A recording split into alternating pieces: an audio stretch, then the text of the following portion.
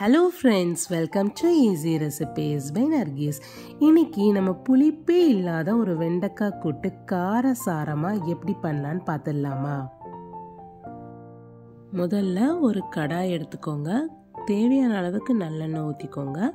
இந்த மாதிரி சைஸில் வெண்டைக்காவை கட் பண்ணி வச்சுக்கோங்க. நல்லா வதக்கிக்கோங்க. நல்ல ஹை ஃப்ளேம்லேயே வச்சு வதக்கிக்கோங்க. இது ஏற்கனவே நல்ல வழுவழுப்பு தன்மை இருக்கிறதுனால கரிஞ்செல்லாம் போயிடாது. அப்பப்போ கிளறி விட்டுக்கோங்க.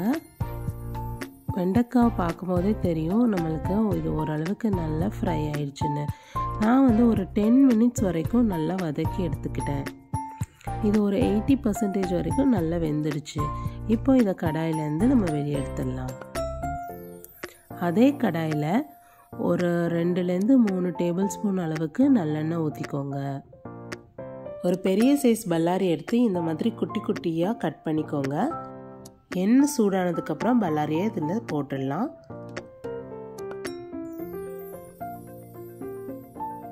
இப்போ நல்லா கிளறி விட்டுக்கலாம்.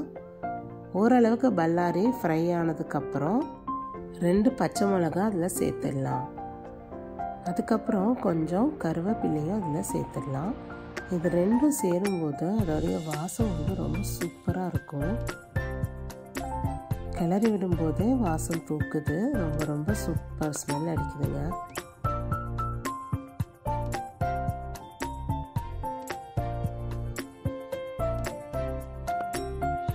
இப்போ இதுக்கு தேவையான மசாலாலாம் நம்ம சேர்த்துடலாம்.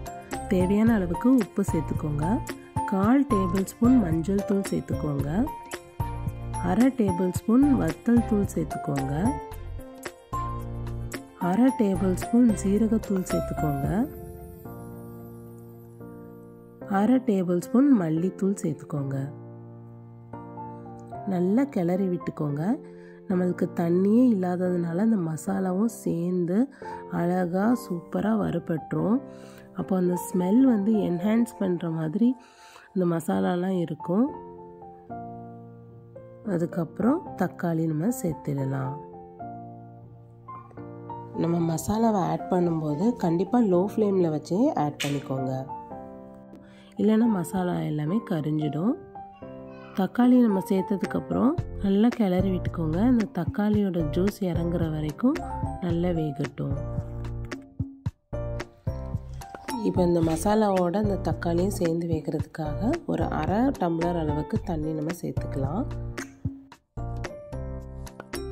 லைட்டாக கிளறி விட்டுக்கோங்க. இப்போ ஒரு மூடி போட்டு மூடி வச்சிடலாம். ஒரு 5 நிமிஷம் போல் வேகட்டும். 5 நிமிஷத்துக்கு அப்புறம் தக்காளி நல்லா மசிற அளவுக்கு வேக ஆரம்பிச்சிருச்சு. இப்போ லைட்டாக ஒரு கிளறி விட்டுட்டு இப்போ நம்ம ஏற்கனவே ஃப்ரை பண்ணி வச்சுருக்கிற வெண்டைக்காவை இதில் சேர்த்துடலாம்.